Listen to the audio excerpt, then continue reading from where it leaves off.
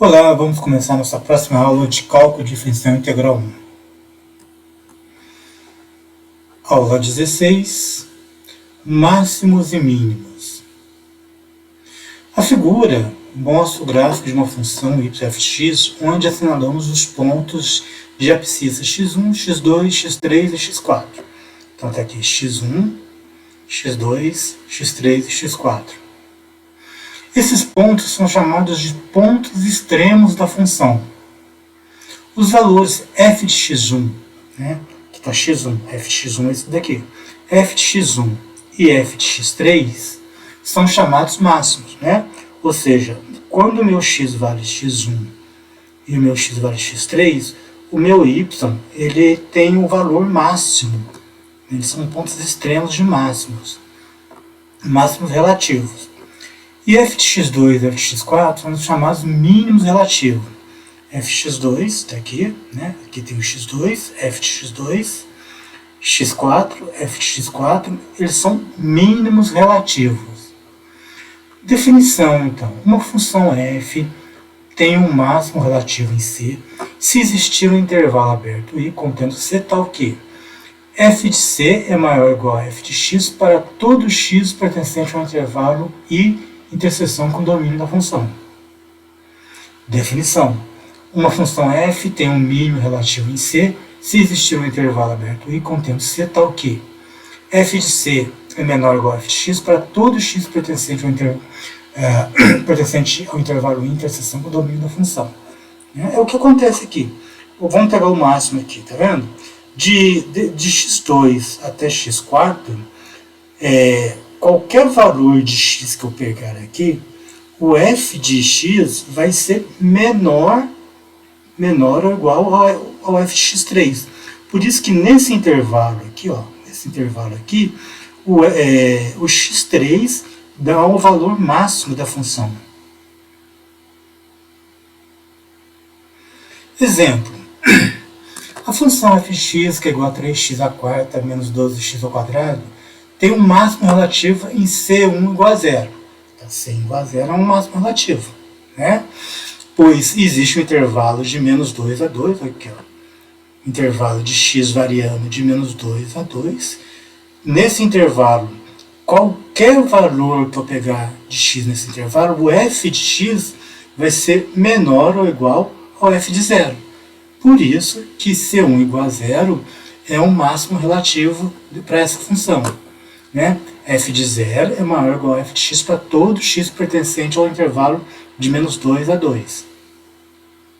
Em C2 igual a menos raiz quadrada de 2 e C3 igual a mais raiz quadrada de 2, a função dada tem mínimos relativos, pois f de menos raiz quadrada de 2 é menor ou igual a f de x para todo x pertencente ao intervalo aberto de menos 2 a 0.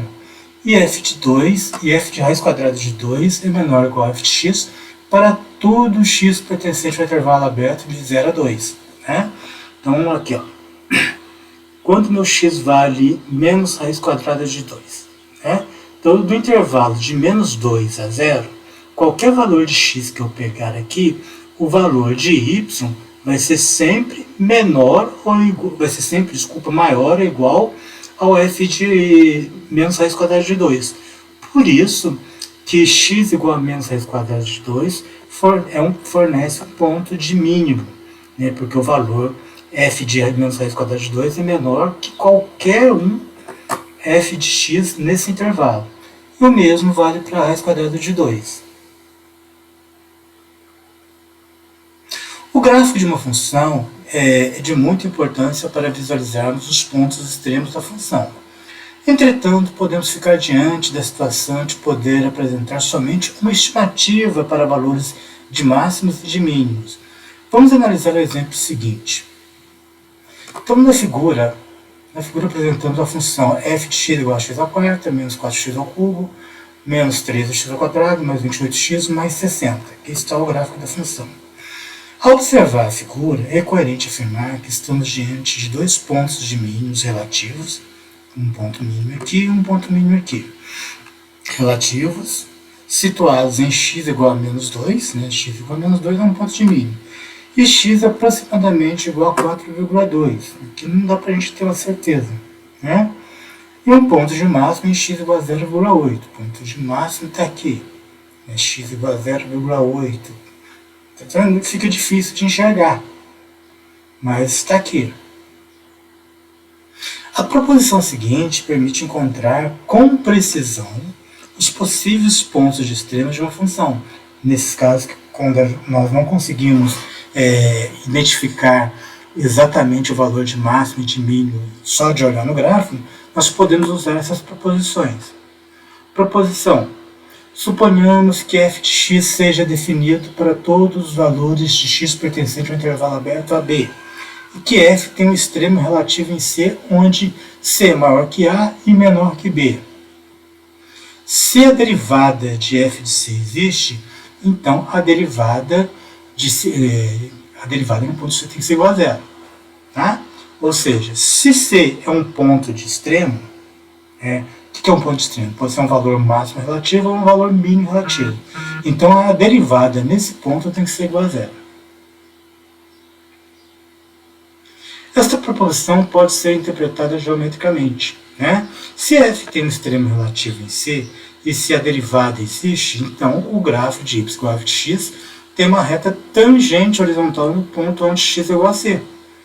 Da proposição, podemos concluir que quando a derivada no ponto C existe, a condição da derivada no ponto C ser igual a zero é necessária para a existência de um extremo relativo em C.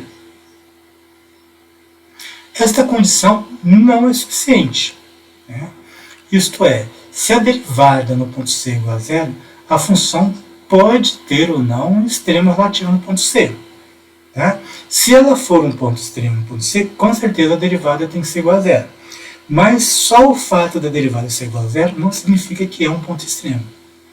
A figura mostra um exemplo onde a derivada para ser igual a zero, a derivada no ponto zero é igual a zero, mas C não é extremo da função. A derivada aqui é igual a zero. Mas, veja bem, não tem nenhum intervalo que ele vai ser o máximo ou mínimo. Se eu pegar aqui, um intervalinho aqui vai ser uma hora máxima, outra hora mínima, então ele não é ponto extremo. As figuras ao lado mostram que quando a derivada no ponto C não existe, f pode ter ou não extremo em C. Aqui não existe derivada nesse ponto anguloso, nós sabemos que não existe derivada. E aqui também não existe.